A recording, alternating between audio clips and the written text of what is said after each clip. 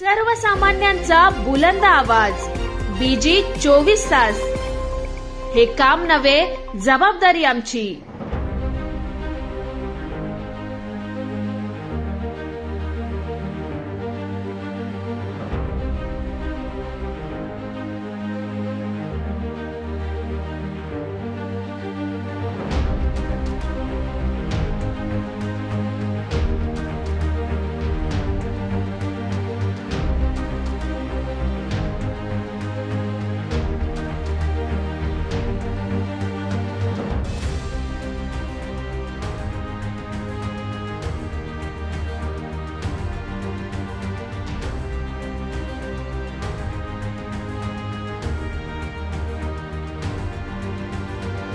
सर्वप्रथम तर आपल्या माध्यमातून तमाम माझ्या मुस्लिम बांधवांना ईदच्या शुभेच्छा देतो. त्याचबरोबर ओणमच्या सुद्धा शुभेच्छा देतो. उद्या असलेल्या नारळी पौर्णिमा आणि भाऊ बहिणीच्या नात्याचं एक अतूट असलेल्या उत्सवाच्या निमित्ताने रक्षाबंधनाच्या सुद्धा शुभेच्छा देतो. आज कर्जत खालापूर मतदारसंघाच्या वतीने आदरणीय आमचे जिल्हाध्यक्ष सुधाभाऊंच्या नेतृत्वाखाली माझा सत्कार आयोजित करण्यात आला होता. मी त्याबद्दल मतदारसंघातील सर्व जनतेचे, त्याचबरोबर राष्ट्रवादी काँग्रेस पक्षाच्या नेते मंडळींचे, कार्यकर्त्यांचे अंतःकरणापासून आभार व्यक्त करतो.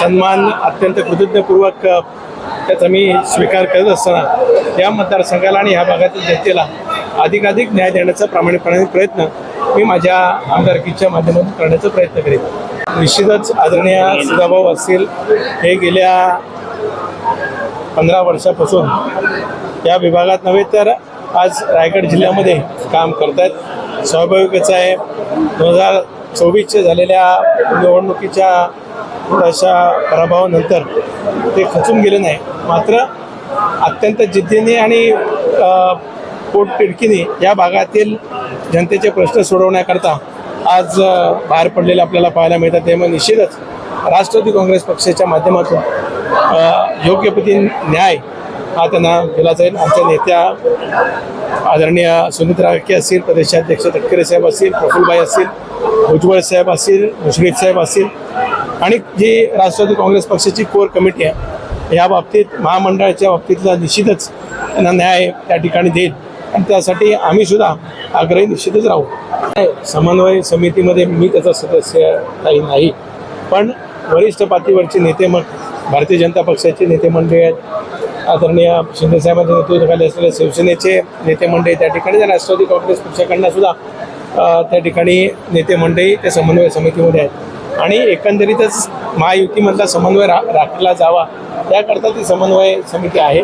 आणि आत्ता आपल्या दिलेल्या माहितीनुसार जर त्या बाबतीत महामंडळांच्या जर एकंदरीत त्याचं वाटप त्या ठिकाणी झालं असेल तर निश्चितच कोकणाला आणि रायगडला त्याच्यात न्याय मिळेल असा विश्वास मी व्यक्त करतो. महेंद्र दळवींच्या एकंदरीत आकलन शक्तीची आणि आकलेची क्यू मला करायची वाटते. खरं तर मी कधी त्यांच्याविषयी किंवा कोणाविषयी मी बोललो नाही, पण ज्यावेळेस थेटपणाने वारंवार तटकरे साहेबांवर ते टीका करतात, खरं तर त्यांनी सुद्धा आत्मपरीक्षण केलं पाहिजे. त्यांच्या असलेल्या विधानसभेच्या निवडणुकीमध्ये किती वेळा तटकरे साहेबांकडे आल्या आणि किती वेळा काय काय गोष्टी झाल्या.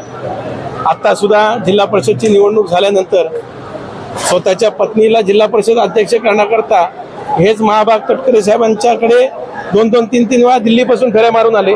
त्यावेळेस तटकरे साहेबांचा हे दिसला नाही आणि आजच त्यांना या गोष्टी दिसतात. त्याच्यामुळे महेंद्र दळवींनी उगाच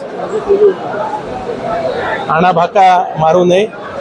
जरूर त्यांनी त्यांच्या पद्धतीने जे काय राजकारण असेल ते करावं, पण आज महायुती म्हणून तटकरे साहेबांनी जी काय भूमिका बजावली त्याच्यामुळे निश्चितच रायगडचा पालिका पदाच्या बाबतीतला आग्रह राष्ट्रवादी काँग्रेस पक्षाचा जरूर होता, पण ज्यावेळेस एक स्ट्रॅटर्जी राज्य पातळीवर, देश पातळीवर त्या ठिकाणी ठरते, आदरणीय नेते मोदी साहेब असतील, आदरणीय अमित भाई असतील, देवेंद्रजी असतील, एकनाथराव शिंदे साहेब असतील, सुनीत्रा काके असतील, यांनी एखादा विषय महायुतीसाठी त्या ठिकाणी धरला आणि त्याच्यामध्ये सकारात्मक तटकरे साहेबांनी जर अनुमोदन दिलं असेल तर त्याच्या बाबतीतलं श्रेय किंवा इतर गोष्टींचा विचार त्या ठिकाणी करण्याची गरज नाही.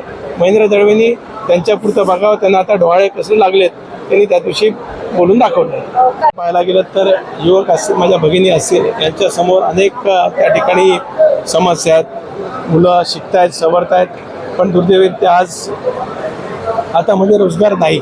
त्यामुळे एक इथे जसं असंतोष आहे, स्थानिक भूमिपुत्रांवर अन्याय त्या ठिकाणी होतोय, ही जी काही व्यथा आहे ती मांडण्याचा माझ्या परीने निश्चितच शासन दरबारी प्रयत्न करीन. आणि इथल्या भागातील नव्हे तर कोकणातील युवकांना वेगवेगळ्या असलेल्या उद्योगधंद्याच्या माध्यमातून त्या ठिकाणी रोजगाराची संधी उपलब्ध करून देण्याचा प्रयत्न आमचा निश्चितच राहणार आहे. पण त्याचबरोबरच कोकणामध्ये निसर्गाचा समतोल राखण्याकरता इथे कुठलंही नवीन रासायनिक कारखानदारे येऊन देण्याचा आमचा मानस नाही.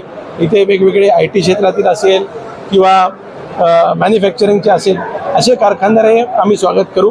पण यापुढे कोकणामध्ये रासायनिक कारखानदारा मात्र आता पुढे त्या ठिकाणी आम्ही त्याचं स्वागत करणार असेल. राष्ट्रवादी काँग्रेस पक्षाच्या नेते मंडळींनी किंवा एकंदरीतच कर्जत खालापूर मतदारसंघातील युवकांनी जो काय आक्रोश स्थानिक असलेल्या कारखानदारी बाबतीत त्या ठिकाणी मांडला आहे, त्याला सर्वांनी मिळून सहकार्य करावं. आणि 3 तारखेला माझ्या युवकांना असेल, माझ्या युवती भगिनी असेल, ज्यांनी आज शिक्षण घेतलं आहे मात्र आज रोजगार त्यांना नाही, अशा सर्वांनी मोठ्या संख्येने खालापूरला उपस्थित राहावं अशी माझी विनंती.